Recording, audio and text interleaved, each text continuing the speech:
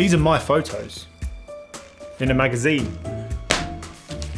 Not the best food photographer, but for first time, I don't think that's too bad whatsoever. Massive shout out to my guys over at Storyblocks that have kindly sponsored today's video. So if you don't already know, Storyblocks is a huge library of royalty-free stock footage, stock video and stock assets. They have over 1 million different stock assets that you can use completely royalty-free. Whether you're a solo shooter, a massive media marketing team, they've got subscriptions that cover every kind of use. Storyblocks is changing the face of stock footage with more diverse and inclusive content in our library to help creators continue to tell their unique and authentic stories. Restock is their commitment to increased representation in stock media by hiring creators from marginalized communities to create content that is more reflective of the diverse world that we live in. As a matter of fact, you'll notice that I use these dope motion graphics over the top of my videos, and I actually get all of these from Storyblocks alongside overlays and light leaks, which as you can tell, I'm quite a big fan of. If you want to go and check out Storyblocks' affordable subscription plan, head over to the top link in the description. Trust me, you will not be disappointed. What is good, everyone, and welcome back to another video. And yes, today we're talking Sony A7 III.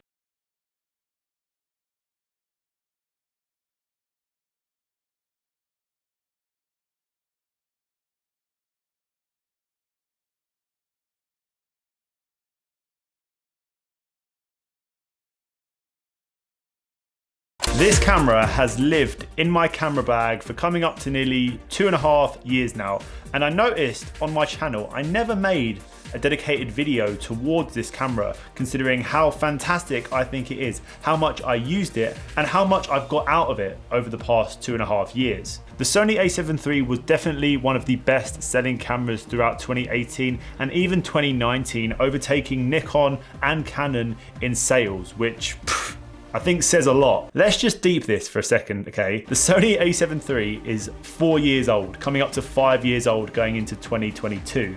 Now, I've been using the Sony A7 III as my primary camera up until 2 months ago when I invested in the Sony A7S III.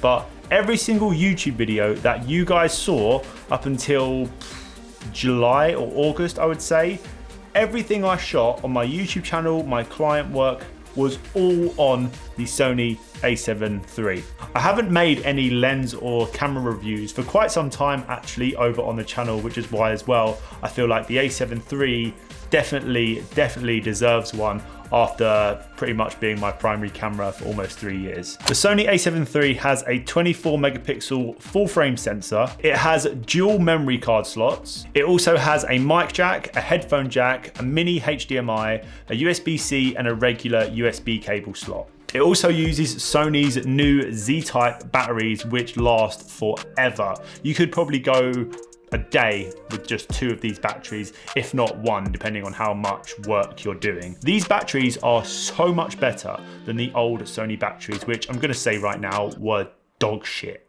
Let's be honest, I'm not gonna beat around the bush, they were crap. It has super fast autofocus, which is amazing for run and gun situations, for gimbal work, anything like that. The autofocus is very quick. And it's also amazing for when you're filming yourself like I'm doing right now for YouTube videos. As you can see, the autofocus is pretty darn quick considering how old it is and how much and how far technology has come, considering this camera is autofocusing that quick. In the world of YouTube, I think having fast autofocus is a must, especially if you're like a one-man band and you rely a lot on just having your camera do all the work for you.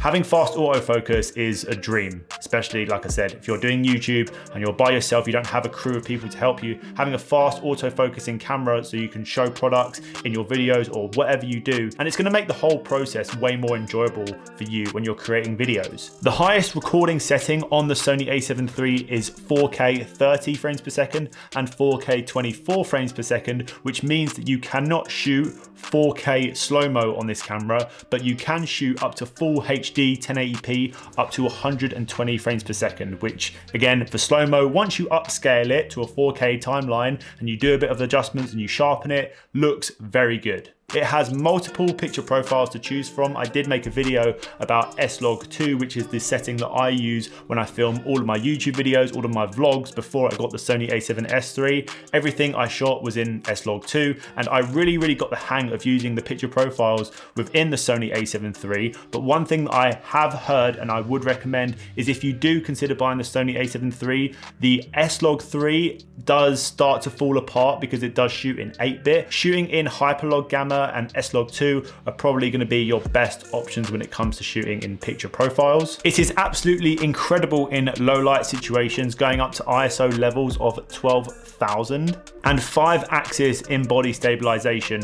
It is insane for night photography. For any rooftop or night photo that you lot have seen over on my Instagram, whether you follow me over on Instagram, if you don't follow me on Instagram, hit the top link in the description to follow me on Instagram. Any single rooftop night photo that you lot have seen me take is with the Sony A7III. It is actually on par with the Sony A7S II in terms of its low light capabilities for photography. If you're someone that's really keen into looking into doing a lot of night photography, this camera will not let you down, I assure you. If you're looking into getting a photography camera as well as a video camera, this answers all of your prayers, to be honest. Like, I've used this camera in a lot of my POVs, I've used it in multiple photography-based videos that I have made, simply because if I'm out and about and I'm taking pictures and I want to film, having a hybrid camera which does both video and photo at a really high quality level, I am all for it. Like, it makes the whole process way more easier for me as a creator, having something that is amazing for video, it's amazing for photo, and it delivers super high quality content rather than me switching from another camera to a video camera to a photography camera. It can sometimes be a bit long. So having something where I want to go out, make a quick video, take some photos, and I know the images that are coming out of this camera, considering they're 24 megapixel, which is half of the Sony A7R III or an A7R II, which I was used to shooting with, still I can't notice a difference. If you lot have noticed a difference in any of my videos, I will be very surprised, because majority of my POVs I've shot with the Sony A7III, 24 megapixel, and when you blow up that image, if you want to print your images or if you just want to have them as your desktop background or whatever you do, 24 megapixel images are still very good. The image quality from this is insane. They are so sharp. Going back to what I said earlier, the reason why this camera is so popular amongst creators and why it's so amazing and why everyone loves it is because of how versatile it is. You can take this and a few lenses up to the city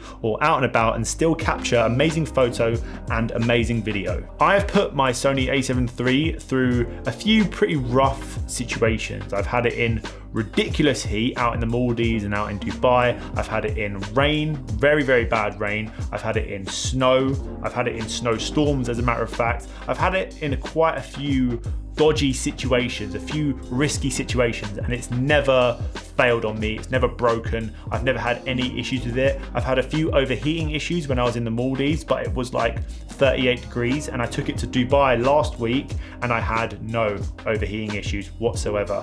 I've had it in the rain. Granted, I did have a rain cover over it. When it's like super torrential rain, I wouldn't recommend getting it too wet, or any camera, I wouldn't recommend getting it too wet, but I've had it in a few rain like situations and I've had no problems with it whatsoever. Now, this is a subject which I think a lot of people seem to overlook when buying a new camera, and that is how well your computer can handle the files coming out of the camera. The Sony A7III uses a XAVC codec, which works really well in a lot of editing programs such as Premiere Pro and Final Cut. Being a Premiere Pro user, and before I bought my PC, which is right here, which I'm still yet to actually make a video on, before I had the PC, I was editing a lot of my videos on a Windows PC laptop and a MacBook, and I had no issues with either of those, and they weren't the most expensive Mac or the most expensive Windows laptop. I think my MacBook cost me around 1,200 and my Windows cost me around, I think, 900 to £1,000,